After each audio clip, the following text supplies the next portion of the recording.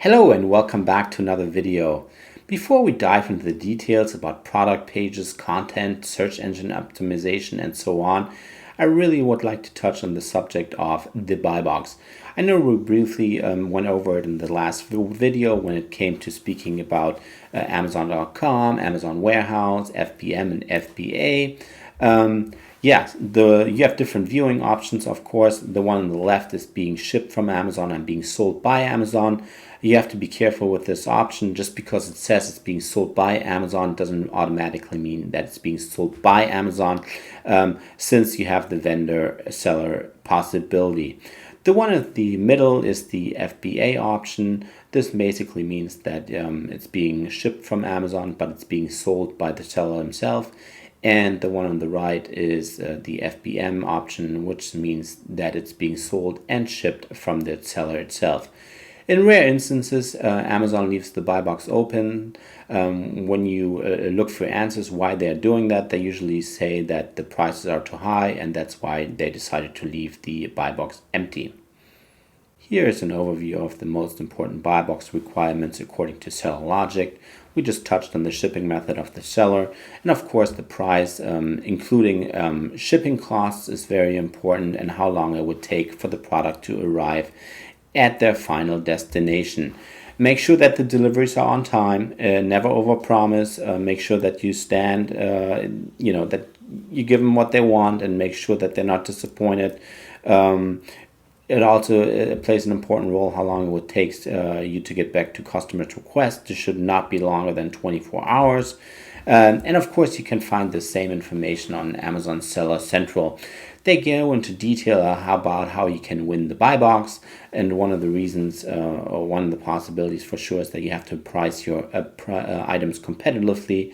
Let's say you are in the market where the average price is between 10 and 20 bucks and you want to sell your product for 50. It's very unlikely that you will be the seller in the buy box.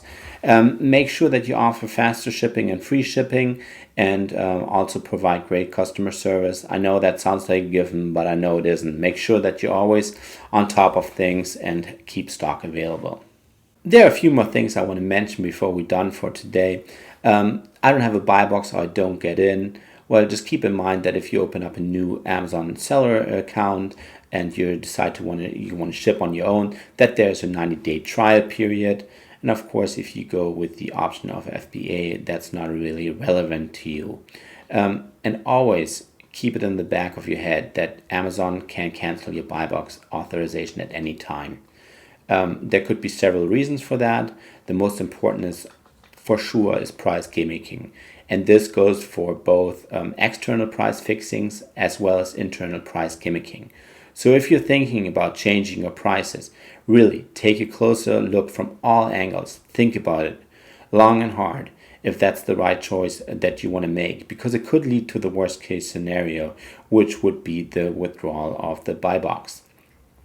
Another thing that I would recommend is that you don't start on the low end of the price segment and move your way up. It should be the other way around. This has two reasons, in my opinion. That if one of them is that if you have a sale, for example, it's easier for you to be detected by outside sales platforms. And of course, if you're selling a low price product, it also comes into people's minds that this is also a low quality product. So just be aware, think about it, and make sure that it's the right choice for you. If we're talking about the topic of becoming Buybox eligible, Amazon is actually very straightforward, and they do offer some helpful insights. Of course, performance metrics are very important to them, like order defect rate, cancellation rate, late shipment rate, but also the order value. They offer this great tool or feature that you can just enter your ASIN and they will let you know if you're Buybox eligible or not. If you are, that's great news. However, being eligible does not guarantee that you'll win the buy box. You have to make sure that you separate these two. Just because you're being eligible to be in the buy box doesn't mean that you're actually in the buy box.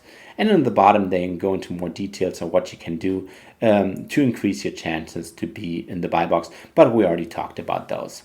Well, that's it for today. Thank you so much for watching. I really appreciate it. Stay safe, take care of yourself and each other.